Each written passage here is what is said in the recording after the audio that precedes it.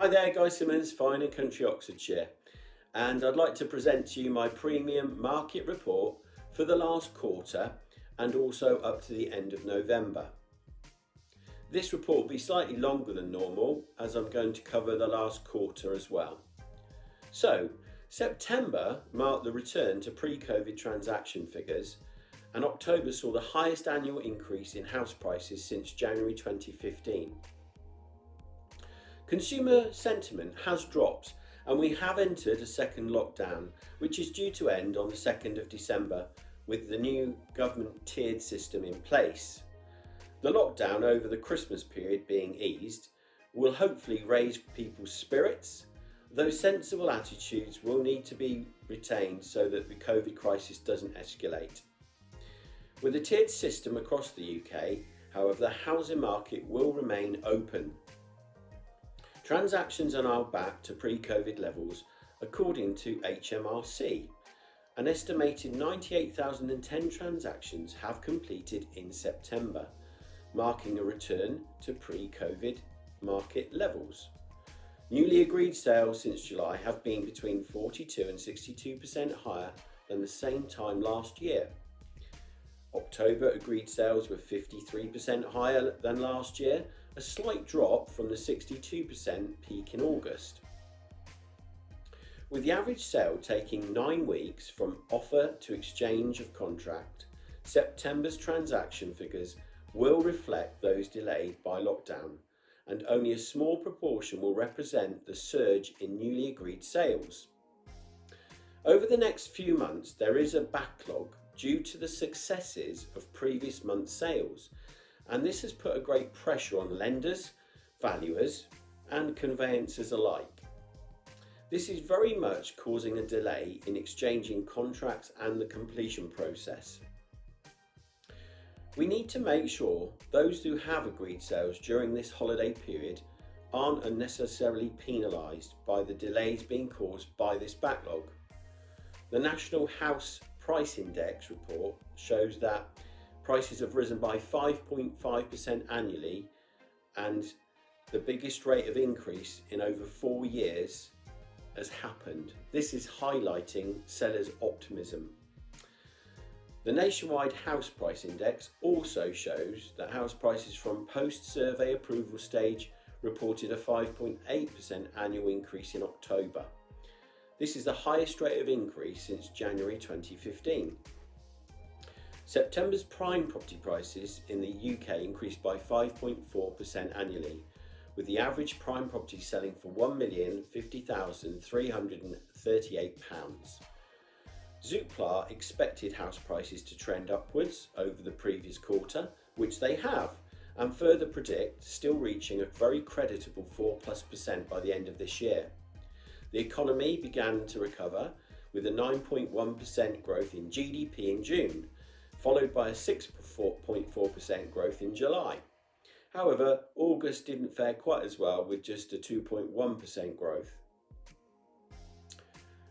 Mortgage holidays are still available, and the furlough scheme has now been extended further to the end of March, thus relieving some immediate pressure off businesses, the economy and the market. Consumer confidence and employment pressures mounting will have an impact on some buyers' thinking and decision making. However, the rise in newly agreed sales has been focused on the more wealthy demographics, who are likely to be less sensitive to the changes in the medium and short-term economic outlook, less reliant on borrowing and mortgage lending restrictions. Now let's look ahead. The end of March 2021 marks several changes to the housing market which will spur on buyers. Existing homeowners will want to complete before the stamp duty holiday finally ends, and overseas buyers will want to beat the introduction of the new 2% surcharge. New build buyers will seek to make most of the Help to Buy equity loan scheme, which after March will only be available to first-time buyers with a regional price cap in place. There will also be increased competition for new build homes, as new build homes completions have been severely hit by the COVID crisis. with an annual decline of -62% during both lockdown periods. The housing market is set to remain high on the government's agenda, following the Prime Minister's announcement of Generation Buy. Physical stimulus should help boost the housing market after March 2021. However, currently, leading property companies and senior figures within the industry are lobbying Parliament to extend the 31st of March stamp duty holiday deadline, so that there is no immediate cliff edge reaction to the end of this benefit. Those who have already agreed their sales but are within an uncontrollable backlog could not make the saving they expect through no fault of their own. We are therefore hoping for a phased or an extended period with a softer tapering of this tax saving to be considered by the government. It is now being seen that although demand is still remaining positive in the upper premium marketplace, there is a degree of realistic pricing by sellers, more importantly due to the ever closer stamp duty levy tax deadline date looming. The more realistic and the lower pricing will obviously lead to very much quicker sales being achieved. This is not necessarily a reflection of the true value of the property, but a strategy which is being adopted for those that want to capture the benefit of the stamp duty tax holiday alone. Due to the general state of the economy and the public's borrowing the government has made during this pandemic and the wider economic issues of Brexit yet to still be concluded, there is obviously some opinion that house prices will decrease in the coming months and years ahead. However, I personally feel the supply and demand, together with the new attitudes and lifestyle choices that most people have experienced because of the pandemic, will actually help to stabilise and maintain pricing, as supply and demand is the true indicator of value in any marketplace. This is only my personal view, and the premium market is still very much in evidence. Therefore, I think a general commentary on the economy and house prices across a broad spectrum is really difficult to make. Our premium market still has a demand which will continue to retain a positive effect on the property values within the upper quartile market.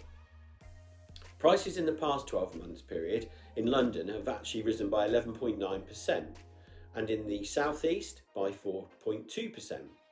In the local Oxfordshire premium property market, 50% sales activity is being achieved currently, with 379 houses currently under offer or waiting to exchange contracts.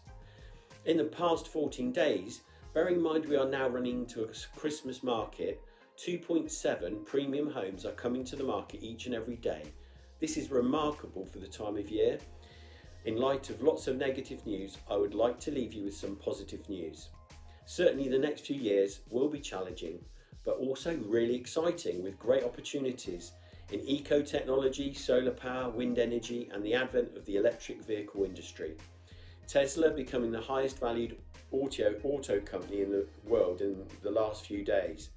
This will be good for all of us and our health in generations to come.